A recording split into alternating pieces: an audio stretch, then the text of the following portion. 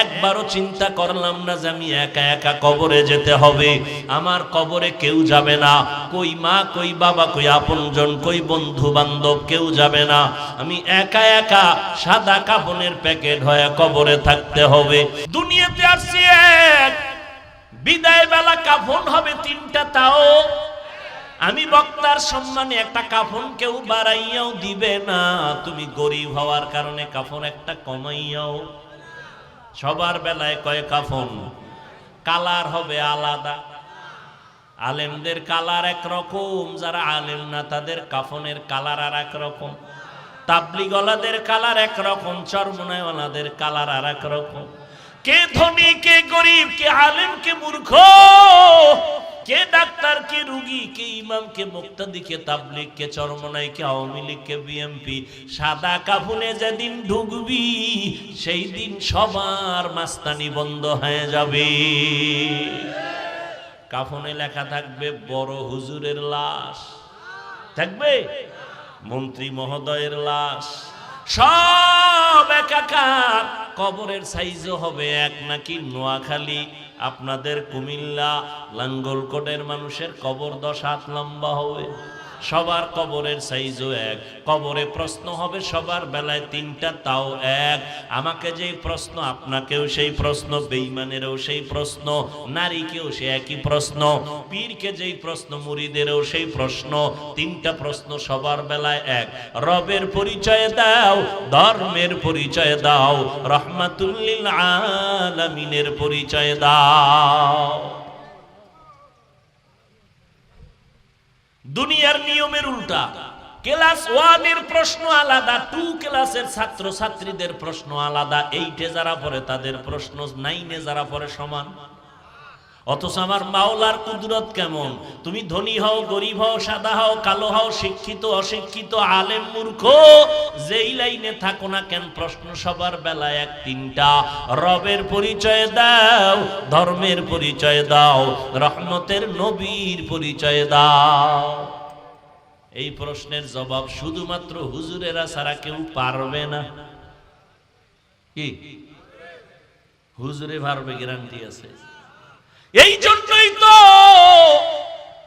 জান্নাতের টিকিট হাতে পাইয়া আবু বকরের কান্নার আওয়াজ, ওমরে ফারুকের কান্নার আওয়াজ, যেই ওমর 27 বছর বয়সে রহমতের নবীর হাতে হাত লাগাইয়া কালেমার পতাকা ধরলেন কয় বছরে?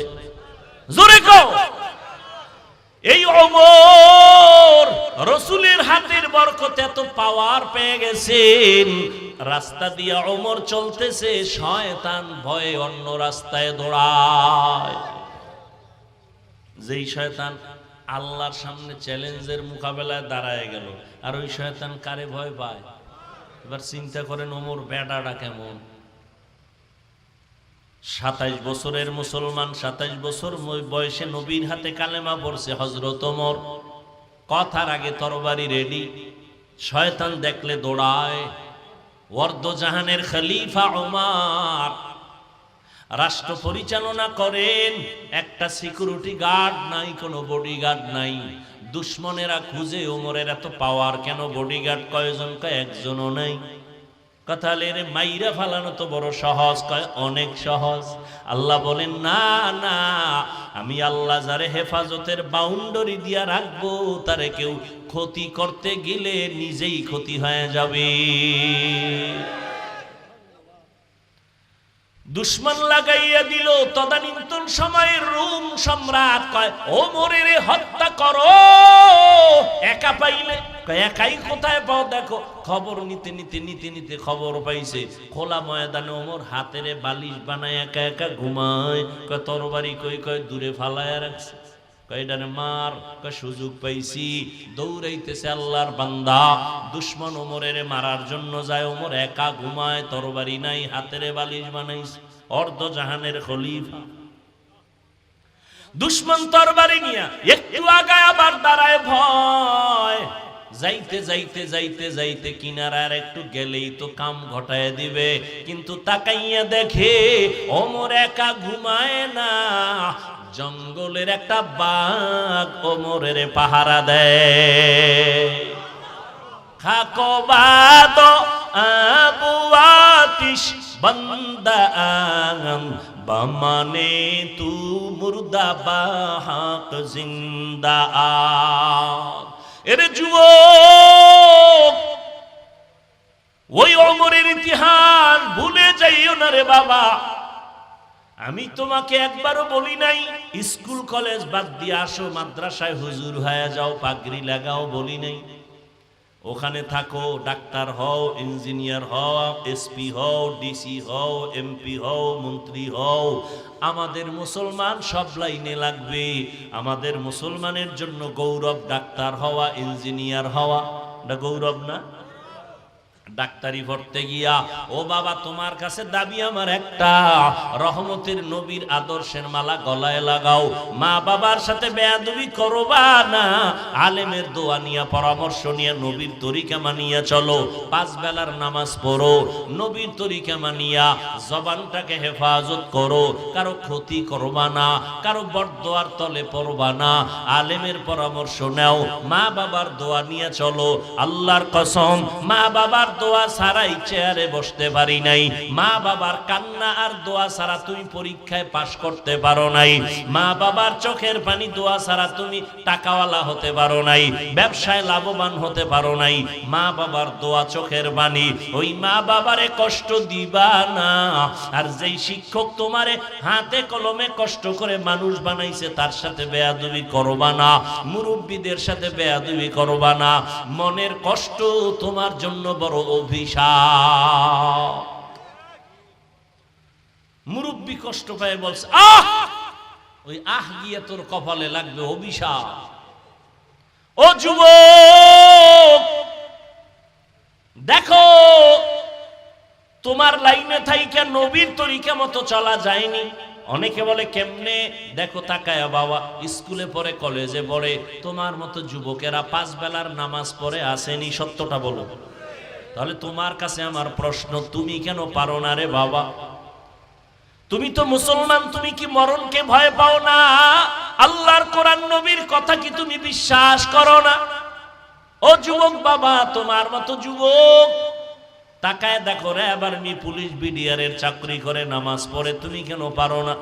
তোমার মতো সন্তান রাস্তায় গাড়ি চালায়, নামাজ ছাড়ে না, তুমি কেন পারবা না? কৃষি কাজ করে, নদীতে মাছ ধরে, নামাজ ছাড়ে না, তুমি কেন পারবা না? এখনো সময় আছে, তওবা করে নাও। আল্লাহকে মনে মনে তওবার নিয়তে বলো, মনে মনে, ও দয়ার মালিক, জীবনে শয়তানের ধোকায় পড়ে দুনিয়ার লাইনে ভরিয়া আজকে নামাজ তো কম সারি নাই, কত গুনাহ করলাম, হাতের গুনাহ, চোখের গুনাহ, কানের গুনাহ, জবানের গুনাহ। নবী বললেন, যে ব্যক্তি আমার অনুসরণ করবে, অনুকরণ করবে, সে জান্নাতি। প্রশ্নর জবাব, প্রশ্ন কি? নবী আপনাকে কারা মানে না, অস্বীকার করে, তারা কারা? নবী এই জবাবটা প্রথম না দিয়া প্রথমে বললেন, যারা আমার অনুসরণ করে, অনুকরণ করে, ইত্তেবা করে, তারা জান্নাতি। তাহলে বিপরীত কথা কি দাঁড়ায়? কি হুঁশ নাই? যারা নবীর অনুসরণ করে, অনুকরণ করে, তারা জান্নাতি। বিপরীত কথা কি দাঁড়ায়? যারা নবীর অনুসরণ করে না, তারা জাহান্নামী। তারা নবীকে মানে না। কিন্তু নবী এভাবে বলেন নাই। নবী বললেন, যারা আমার অনুসরণ করে তারা জান্নাতি, যারা অনুসরণ করে না তারা জাহান্নামী। নবী বলেন না তো নবী কি বললেন? বলে নবী বলেন, যারা আমার বিরোধিতা করবে তারা জাহান্নামী। এখন এখানে কথা আছে কিন্তু বুঝেন ভালো করে। এই যুবক, কুত্তা শুয়ারের আল্লাহ বুঝার মতো মেধা দেন নাই, মানুষকে দিয়েছেন ভালো মন্দ যাচাই করার, একটু মেধাটা খাটা। বেঈমানের বাচ্চাগুলো মোবাইল হাতে দিয়ে দিছে মুসলমানের মেধাকে নষ্ট করার জন্য। নিজের আমলের খবর নাই, নামাজ নাই, রোজা নাই, তেলাওয়াত নাই, মা বাবার হক আদায় করো না, শিক্ষকের হক আদায় করো না, বরং বেয়াদবি করো। এই মোবাইল সমাজটারও ধ্বংসের পথে নিয়ে যাইতেছো, আদর্শ চরিত্র ধ্বংসের পথে, লেখাপড়াও ধ্বংসের পথে। একটা জাতিকে সঠিক লাইনে উঠাবার জন্য যত মেডিসিন আছে, এর মধ্যে একটা বড় মেডিসিন হলো সুশিক্ষা। নষ্ট করছো এই মোবাইল দিয়া, মা বাবার সাথে গাদ্দারি বেয়াদবি করেছো মোবাইলের কারণে, শিক্ষকের সাথে বেয়াদবি মোবাইলের কারণে। শুধু কি তাই, নিজে সুস্থতার জীবনে বেঁচে থাকবি, আরামে খাবি আর ঘুমাবি, এই নিজের ব্যক্তি জীবনটারেও নষ্ট করছো মোবাইলের দ্বারা।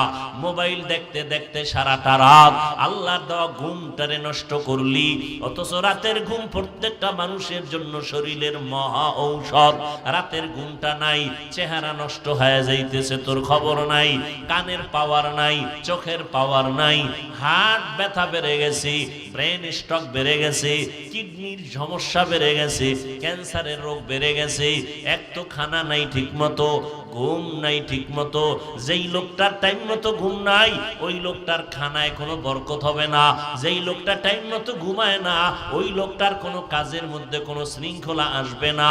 আজকে এই আরামের ঘুম নষ্ট করছো তোমার এই মোবাইলের দ্বারা। ওই মোবাইলের দ্বারা ঘুমটা নষ্ট করিয়া নিজের শরীরটা পর্যন্ত ধ্বংস করে ফেলেছো। অপেক্ষায় থাক, অল্প দিন পরে দেখবি হাত আছে, হাতের শক্তি নাই, কান আছে, কানের শক্তি নাই, চোখ আছে, চোখের পাওয়ার নাই। বেঁচে থাকবি ঠিক, তবে পঙ্গু হইয়া বিছানায় কান্না করবি। মরবি না, এত তাড়াতাড়ি মরবি না। করোনায় মরনায় আর মরবি কেমনে? এত তাড়াতাড়ি মরবি না। আরো কত আকাম করা তোর বাদ আছে না লিস্টির মধ্যে। ইমামের বিরুদ্ধে করবি, এটা একটা লিস্টিতে ছিল যে ইমামের গালি দিব, চরমনার বিরোধিতা করব, তাবলিগের বিরোধিতা করব, নবীর বিরোধিতা করব, সাহাবায়ে কেরামের বিরোধিতা করব। আরো কত আকাম তোর বাকি আছে, এত তাড়াতাড়ি মরবি? আল্লাহ হেদায়েত দান করুন। কবি নজরুলের ইতিহাস পড়ো রে যুবক, রবীন্দ্রনাথের ইতিহাস পড়ো, কবি নজরুল ইতিহাস পড়ো। কবি নজরুলের ইতিহাস অন্তরে ঢুকায় রাখছো, কত সুনাম। তোর মতো যদি চরিত্রহীন হইতো, নজরুলের নামে মানুষ কোন স্মরণের ইতিহাস লিখতো না। তোর মতো চরিত্রহীন যদি হইতো, কয়দিন আর বাহাদুরি করবি? হাত আছে, পাওয়ার নাই, কপাল খারাপ। আল্লাহ পার্স দিছেন আর মেয়াদ দিয়া দিছেন, মেয়াদ শেষ হওয়ার আগে তুই নিজেই শেষ করে ফেলেছ। এই মাউথ বানানেওয়ালা বানাইছে, একটা মেয়াদ আছে, এতদিন সুস্থতার সাথে চলবে। তুমি এটার আইনের নতুন অবস্থায় যদি ইট দিয়া বাড়ি মারো, তাহলে মেয়াদ শেষ না তুমি এটার নষ্ট করছো? তোমার হাতের পার্সের মেয়াদ আছে, তোমার চেহারার সৌন্দর্য আল্লাহ দিয়ে দিছেন। খোদার কসম, কোনদিন কোনো ক্রিম আর মেডিসিন চেহারায় লাগানো লাগবে না। 40 বছর পর্যন্ত শুধু চেহারাটা নূরের আলোই থাকবে, উজ্জ্বল থাকবে। তোমার 27 বছরে নাই কেন? এই যুবক, তোমার 25 বছরের চেহারা নষ্ট কেন? তোমার চেহারার দিয়ে তাকাইলে মায়া হয় না কেন? তোমার চেহারায় উজ্জ্বলতা নাই কেন? নিজে চুরি ছাড়া নিজের গলাকে জবাই করেছো ওই মোবাইলের কবিরা গুনাহ করে করে। আল্লাহ হেদায়েত দান করুন। রহমতের নবী বললেন, যারা আমার অনুসরণ করে তারা জান্নাতি। কথা বিপরীত দ্বারায় যারা অনুসরণ করে না তারা জাহান্নামী। কিন্তু নবী এটা বলেন নাই। নবী বলছেন, যারা আমার বিরোধিতা করবে তারা জাহান্নামী। এখান থেকে কি বুঝলেন? অনেক কিছু বুঝার আছে। কয় কি? কয় যারা নবীর আদর্শ মতো চলে না এদেরকে জাহান্নামী বলা যাবে না। তো কি বলা যাবে? কয় বলার আগে ভাবতে হবে এরা দুই দলের কোন দল। যারা নবীর আদর্শ মতো চলে না তারা দুই দল। আজীবনের জন্য কথাটা মনে রাখো হে যুবক, যারা নবীর আদর্শ মতো চলে না তারা কয় দল? দুই দল। এক দল আগ্রহী আর এক দল বিদ্রোহী। এক দল কি আর এক দল বিদ্রোহী। এই কথাটাকে ভিন্ন শব্দে বলি, এক দল দরদি আর এক দল বিরোধী। একটা উদাহরণ দেই ছোট্ট, এখান থেকেই বুঝাই আর কি। যেমন একটা যুবকের আমি ডান দিক থেকে জিজ্ঞাসা করলাম, এই যুবক, নবীজির আদর্শে দাড়ি রাখো না কেন?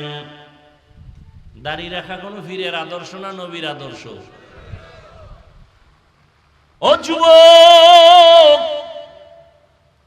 রহমতের নবীর আদর্শে দাড়ি রাখো না কেন? যুবক আমাকে জবাব দিল, নবীর আদর্শ মতে দাড়ি রাখার দরকার, চেষ্টা করি, পারি না, দোয়া করবেন, আরো চেষ্টা করব। আছে না? কি বুঝলা, আগ্রহী না বিদ্রোহী? আবার বাম দিক থেকে একটা যুবকের বললাম, হে যুবক, নবীর আদর্শে দাড়ি রাখো না কেন? যুবক আমাকে সেকেন্ডের মাথায় জবাব দিল, না রাখলে অসুবিধা কি? আসেনি? আর একটু চালাক হইলে কয় দাড়ির মধ্যেই কি ইসলাম? আসেনি? আগ্রহী না বিদ্রোহী? বিদ্রোহী রসুলের আদর্শের বেলায় বিদ্রোহীর আর এক নাম বেঈমান।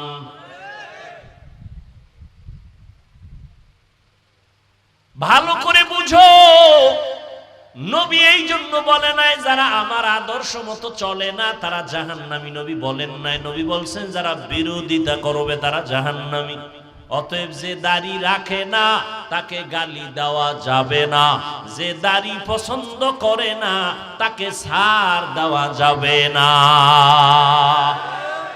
ব্যবধান আছে না নাই? একজনে নামাজ পড়ে না আর একজনে নামাজ পছন্দ করে না, দুইজন সমান? একজন আগ্রহী আর একজন মুমিন আর একজন বেঈমান। একজনে নবীর আদর্শে দাড়ি রাখে না আর একজনে দাড়ি পছন্দই করে না। এক যে রাখে না সে আগ্রহী মুমিন, যে বিরোধিতা করে সে বিদ্রোহী বেঈমান। একজনে রাজনীতি করে না তাকে গালি দেওয়া, আর একজনে আল্লাহর কোরআনের বর্ণনা দেওয়া রাজনীতি পছন্দ করে না তাকে ছাড় দেওয়া। কোরআনে রাজনীতি নেই? তুমি কি জানো কোরআনে? তুমি কি বুঝো কি কোরআনে? আমার রসুলকে আল্লাহ কোরআন দিলেন 40 বছর পর, আর তুমি 27 বছরে সব বুঝে ফেলাবা। আর সেই রসুল যার কোনো তুলনা নাই, কি পরিমাণ সততা, মেধা, যার জীবনে একটা মিথ্যা কথা নাই, 40-এর পরে কোরআন শুরু। পুরা কোরআনটা রসুলের সিনায় আসতে সময় লাগছে 3 দিন।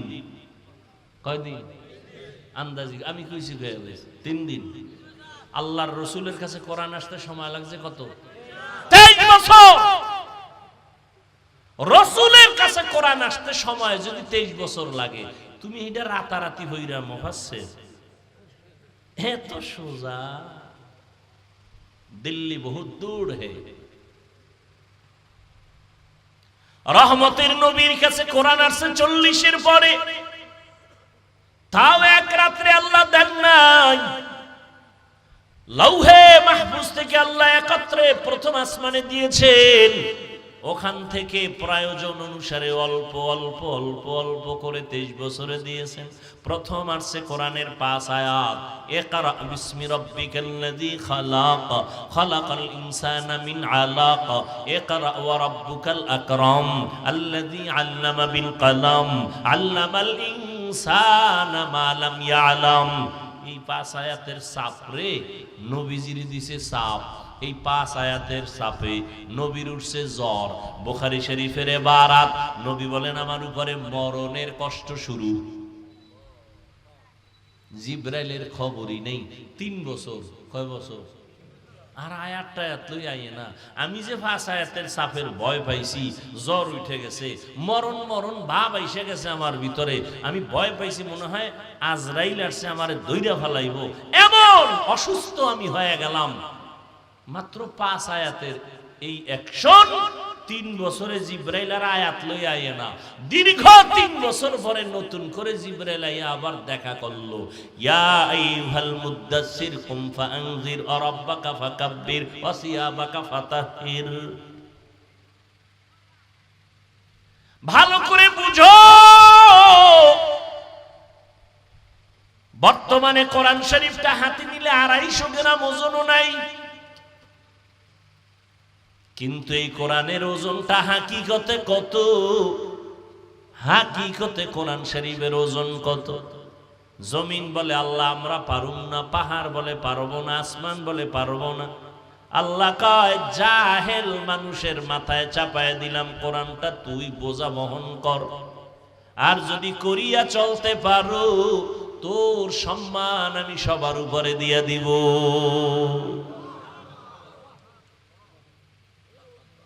কোরআনে রাজনীতি নাই, বুঝো কিছু।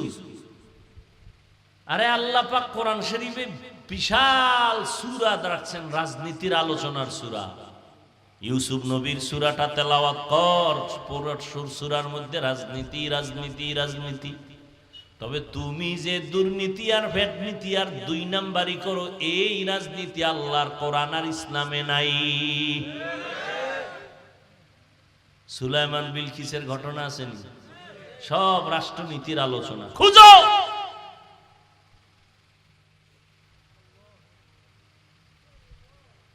বিরোধিতা না করে নিজের দোষ দেখো। নিজের মাইয়ের খবর কি, পোলার খবর কি, মায়ের খবর কি, বাবার খবর কি? নামাজ পড়ছনি ঠিক মতো, মা পড়ছেনি, বাবা পড়ছেনি, ফজর পড়ছনি, এশা পড়ছনি, জোহর পড়ছনি, আসর পড়ছনি। তোমার কবরে তুমি চলে গেলে কোনো হিসাব যাবে না তোমার কবরে, তোমার জবাব তোমাকেই দিতে হবে। আরেকজনের পেছনে পড়ে আছো, তোমার হিসাবটা কবে করবা? অন্যের হিসাব নিয়ে দিন কাটাইলা, তোমার হিসাব কে করবে? আল্লাহ যেদিন বলবেন ইকরা কিতাবাকা কাফা বিনাফসিকাল ইয়াউম আলাইকা হাসিবা, নিজের হিসাবটা নিজে কর।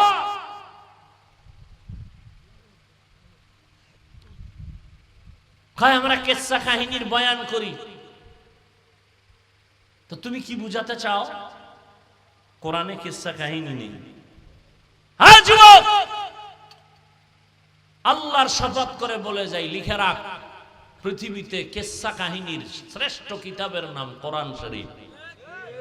লিখে রাখ, পৃথিবীর মধ্যে কিসসা কাহিনীর শ্রেষ্ঠ কিতাবের নাম হাদিস শরীফ। কোরআন শরীফে বাঘের কিসসা আছে, তোর খবর আছে নি? হাতির কিচ্ছা আছে, মশার কিচ্ছা আছে, মাছির কিচ্ছা আছে। কোরআন শরীফের মধ্যে বাঘের কিচ্ছা আছে, সাপের কিচ্ছা আছে, কি আছে না? এরা তো বুঝবে না। ওগো খালি কে মেডিসিন খাওয়াই দিছে যে বিরোধিতা করবি, মানে তোর কপালটা পুরবি, তোর মা বাবার কলিজাটার জ্বালায় দিবি। একটা আলেম কখনো বলতে পারে না তুই খালি আলেমের গালি দিস, কখনো বলতে পারে না। কিচ্ছা কাহিনী রস করি। 2000-এর উপরে আয়াত আছে কোরআন শরীফে, 2000-এর উপরে শুধু কিচ্ছা কিচ্ছা কিচ্ছা কাহিনী। তুমি কি বুঝো?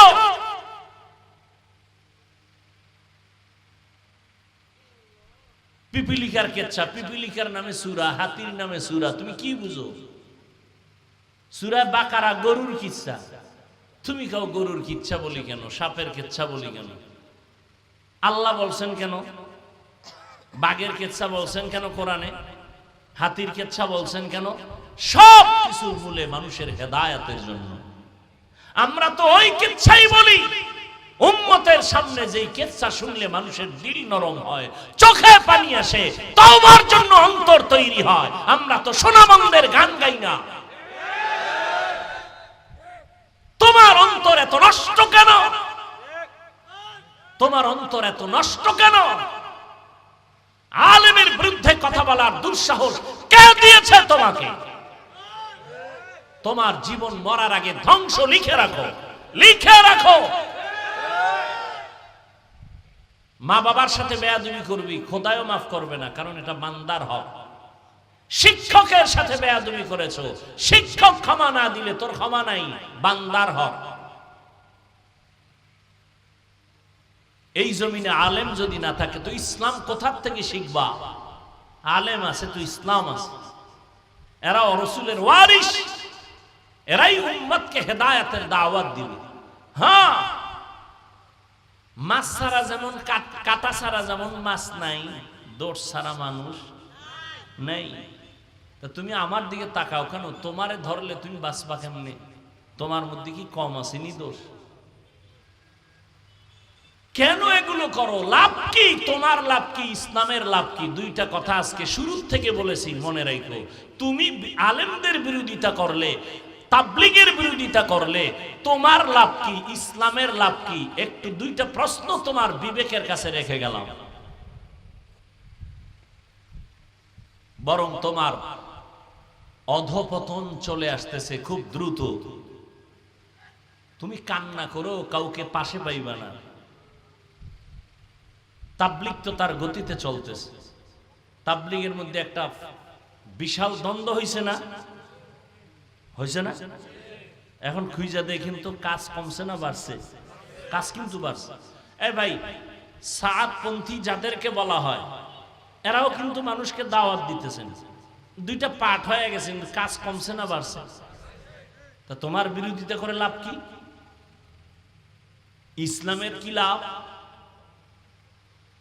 বরং এই তাবলীগের কারণে, খাঁটি আল্লাহওয়ালাদের কারণে, হুজুর টুজুর না, জেনারেল লাইনের বহু মানুষ দ্বীনের পথে আসছে। অস্বীকার করা যাবে? তো কেন বিরোধিতা করো? আমাদের বিরোধিতা করবে বেঈমান, বিধর্মী।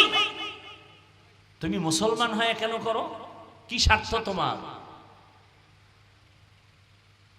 দিলকে বড় বানাও, মানুষকে বুকে লাগাও, আলেম পাইলে সালাম দাও, দোয়া চাও, দূরত্ব কমায় দাও, দেখবা ইসলামের অনেক ফায়দা হবে ইনশাআল্লাহ। তাই নবীজি বললেন, যারা আমাকে আমার আদর্শ মতো চলে না তারা আমাকে মানে না। বলে না না, যারা বিরোধিতা করে তারা আমাকে মানে না। ভালো করে বুঝো রে যুবক, রহমতের নবী বলেন, যারা আমার বিরোধিতা করে তারা আমাকে মানে না। আমাকে অস্বীকার করার কারণে জাহান্নামের পথিক হয়ে যাবে। আল্লাহ বলেন, আমার নবীকে আমি রহমত করে পাঠাইলাম। ওয়া মা আরসালনাকা ইল্লা রাহমাতাল লিল আলামিন। ইমামুল আউয়ালিন আল আখিরিন বাহরে সদকা রহমাতাল লিল আলামিন সাইয়্যিদুল কাউনাইন খাতমুল মুরসালিন আখিরা মুদবুদ ফখরুল আউয়ালিন। আল্লাহ বলেন, আমি রহমতের নবীকে রহমত করে পাঠাইলাম। কয় দুনিয়ার জন্য আর পরকালের জন্য? কয় না, জগৎ সমূহের জন্য।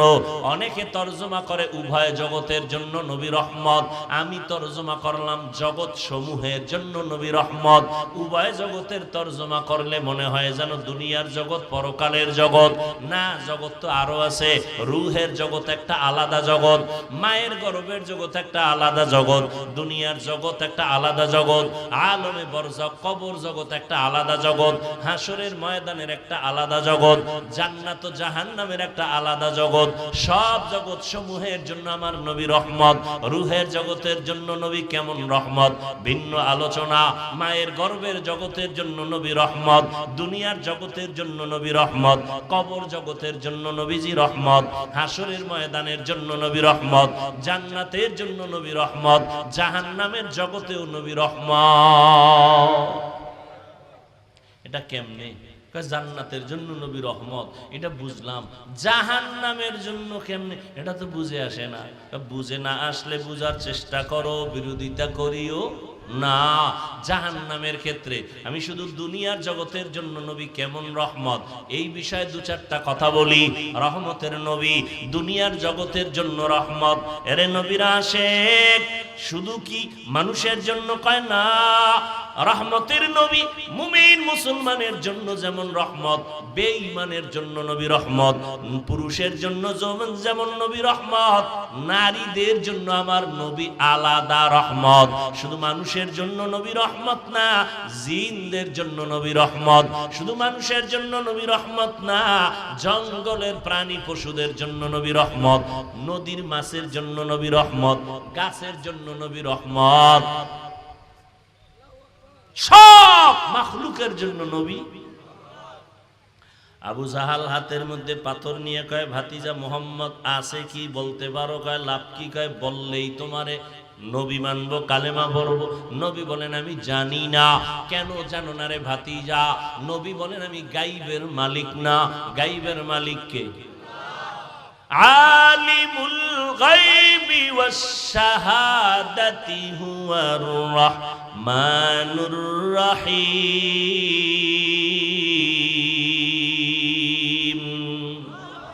গায়বের মালিক কে? আর কেউ?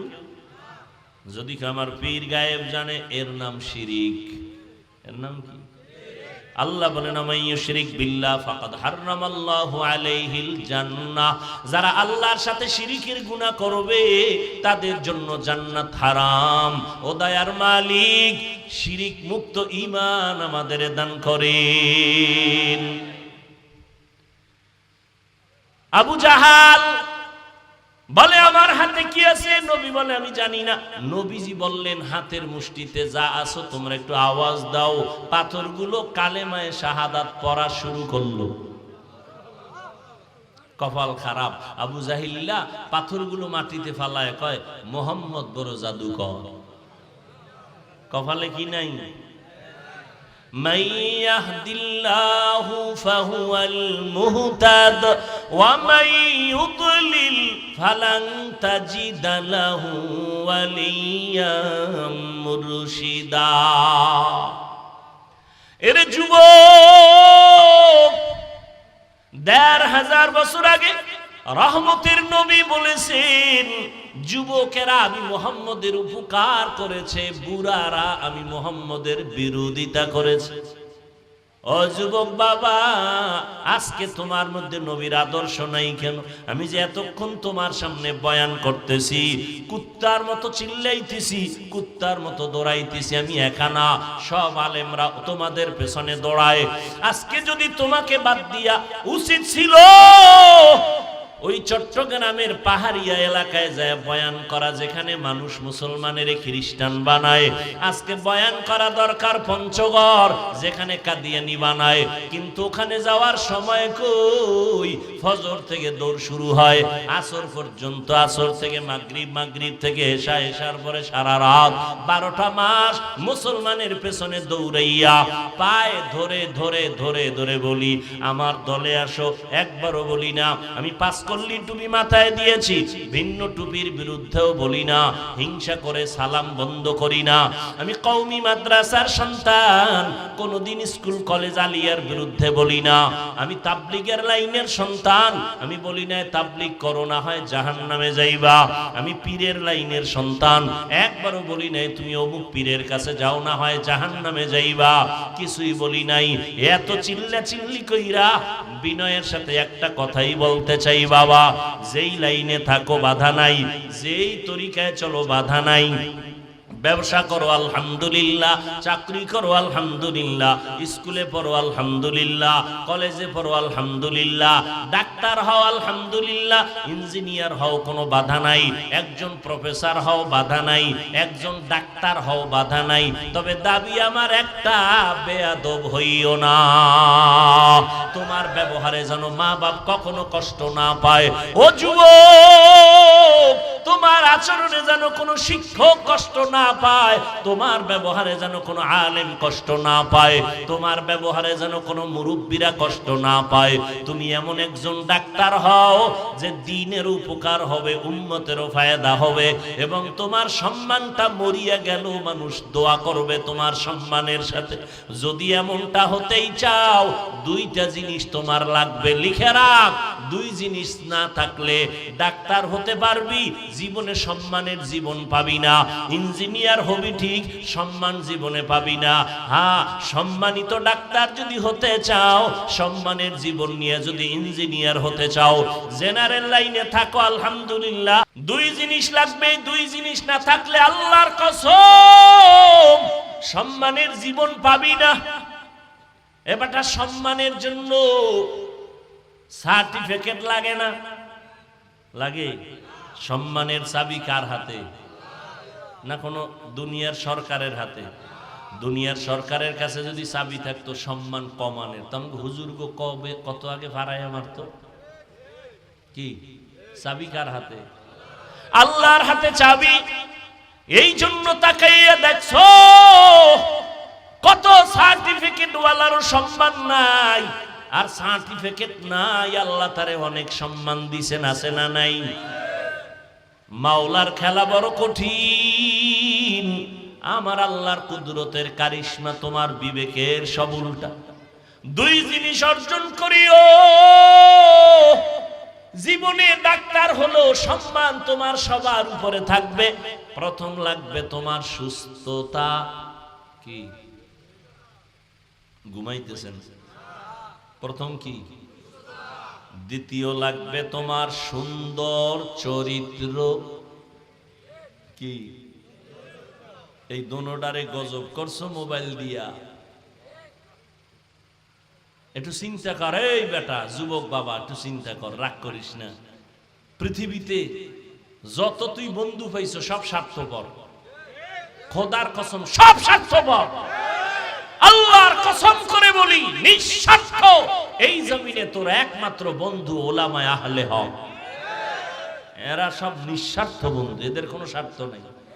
এই তুই আমারে গালি দাও জানি না, কথা হয় না, কি পরিমাণ গালি দাও, কি পরিমাণ বিরোধিতা করো, এরপরও কোনো প্রতিবাদ করি না। দেখলে সালাম দেই, বাবা কেমন আছো, বাড়ি কই, হাসি মুখে। ইমামের বিরুদ্ধে কত কথা, ইমাম কোনো দিন রাগ করে না, বরদোয়া করে না, গালি দেয় না। বেতন দেয় 10,000, 6 মাস বাকি, কোনোদিন ইমাম সাহেব মানব বন্ধন করছে? জুমায় কইছেনি যে বেতনটা টাইম মতো দিবা, নাইলে আসর থেকে সূরা উল্টা পড়া হবে। নিঃস্বার্থ তোমার একমাত্র বন্ধু আলেম। এরে যুবক, দুই জিনিস তোমার লাগবে সম্মানের সাথে যদি তুমি জীবন চালাইতে চাও। এক নাম্বার কি বলছি? সুস্থতা। রাতের ঘুম হলো সুস্থতার জন্য মহা ঔষধ। এটারে জবাই করছো কি দিয়া? বাস, এখানে কোনো অস্টাজ লাগবে না, এটা ডাইরেক্ট ওয়াজ। আর এটা আমাকে হুজুরে ওয়াজ না। গুগলে ঢোক, মোবাইল তো আর ছাড়বি না, জিব্রাইল আইলো। তাহলে আকাম না করে দিয়ে একটা ভালো কাজও কর। গুগলে ঢুইকা সার্চ দে, রাতের ঘুম শরীরের ঔষধ কি হিসাবে বা কোন অংশ, সব ডিটেলস চলে আসবে। রাতের ঘুম শরীরের মহা ঔষধ, তবে রাতের প্রথম অংশ না, শেষ অংশ না, মধ্যাংশের ঘুম হলো শরীরের মহা ঔষধ। তুমি চরিত্র এত সুন্দর, একটা কলঙ্কের দাগ নাই, কিন্তু চাকরি পাইছো ভালো, বেতন কত হাই স্কেল, কপাল খারাপ, তুমি অসুস্থ, এক সপ্তাহ নাই, কেউ নাই, কেন কয় স্যার অসুস্থ, করে রিজাইন দিতে বল। তাহলে সুস্থতার দাম কত? কিন্তু তুমি সুস্থ, তোমাকে মেডিকেলে বারবার চেক আপ করার পরে এক বিন্দু কোনো রোগ ধরা পড়ে নাই, কিন্তু রোগ আছে একটা, চরিত্র খারাপ। চাকরি মেয়াদ বাড়বে, তাহলে দুই জিনিস লাগবে, সুস্থতা, সুন্দর চরিত্র। সুস্থতার জন্য লাগবে একটু রাতের ঘুম, চরিত্র ঠিক করতে হলে লাগবে একদিকে মোবাইল ছাড়ো, অন্য দিক থেকে মদিনাওয়ালার আদর্শকে আঁকড়াইয়া ধরো।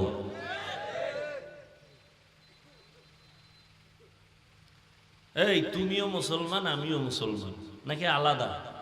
তোমার আমার আল্লাহ, বলো বলো বলো, তোমার আমার নবী, কাবা, ধর্ম, কালেমা সব এক। ওই কোরআনে আল্লাহ পাক রব্বুল আলামিন গুনাহগারের জন্য জাহান্নামের আযাবের বয়ান করেছেন, নেক আমলওয়ালাদের জন্য জান্নাতের সুসংবাদ দিয়েছেন। ও যুবক বাবারা, আজকে নামাজ রোজা ঠিক রাখার পরে কই আমগো সম্মান তো কমলো না। আল্লাহর মোহাব্বত নিয়া তওবা করো, তুমিও রেডি হয়ে যাও, মরিয়া গেলেও যাবা, আর নামাজ ছাড়বা না, বেপরদায় চলবা না, মা বাবাকে কষ্ট দিবা না, নবীর তরিকার বাইরে চলবা না, নবীর মোহাব্বত নিয়া, উলামায়ে কেরামের পরামর্শ নিয়া 5 ওয়াক্ত নামাজ পড়বা, মা বাবার দোয়া নিয়ে চলবা। আল্লাহ আমাদের সবাইকে তওবার উপরে মজবুত হয়ে নবীর তরিকায় চলার তৌফিক দান করেন, আমিন। আলহামদুলিল্লাহি রাব্বিল আলামিন, والصلاة والسلام على سيد الأنبياء والمرسلين وعلى آله وأصحابه أجمعين. يا أرحم الراحمين، يا أرحم الراحمين، يا أرحم الراحمين، رب ارحمهما كما ربياني صغيرا. اللهم إنك عفو كريم تحب العفو فاعف عنا. ও দয়ার মালিক, একটু কুদরতের নজর দিয়ে দেখেন, এই বৃষ্টি বাদলে আপনার বান্দারা আপনাকে ভুলে নাই। কত যুবক, কত ছাত্র, কত আলেম, কত মুরব্বীরা হাজির হয়েছে, মা বোনেরাও হাত তুলেছেন। মেহেরবানি করে আমাদের জীবনের গুনাহগুলো মাফ করে দেন, মাহফিল কবুল করে নেন।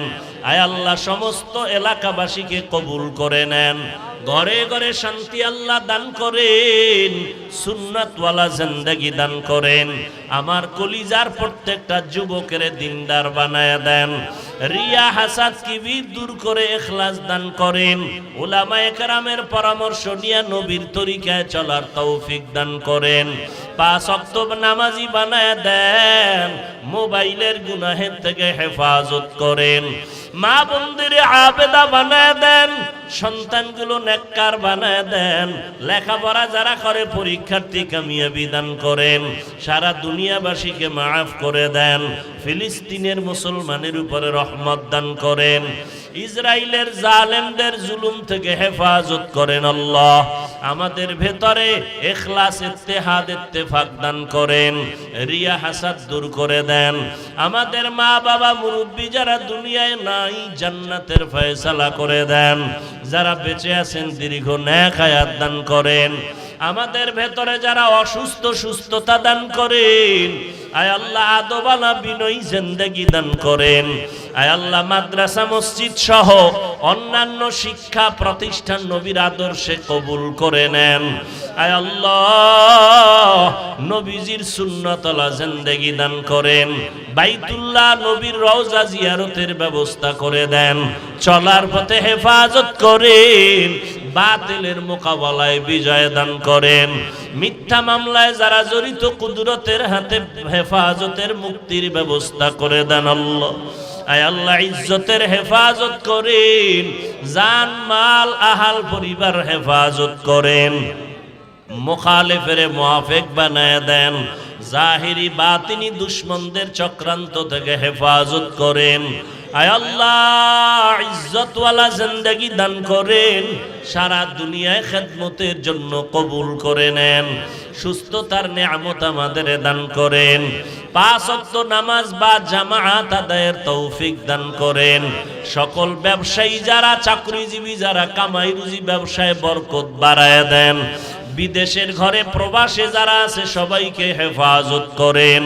আয় আল্লাহ মুসলমানদের এক নেক বানায় দেন, উলামায়ে কেরামদের এক হওয়ার তৌফিক দান করেন। শয়তানের ধোঁকা থেকে আমাদেরকে হেফাজত করেন। নবীজির মোহাব্বতে আমাদের দোয়া কবুল করে নেন। সাল্লাল্লাহু তাআলা আলা খাইরি খালকিহি মুহাম্মাদ ওয়া আলিহি ওয়া আসহাবিহি আজমাইন। আমিন আমিন আমিন বিরহমাতিকা ইয়া আরহামার রাহিমিন।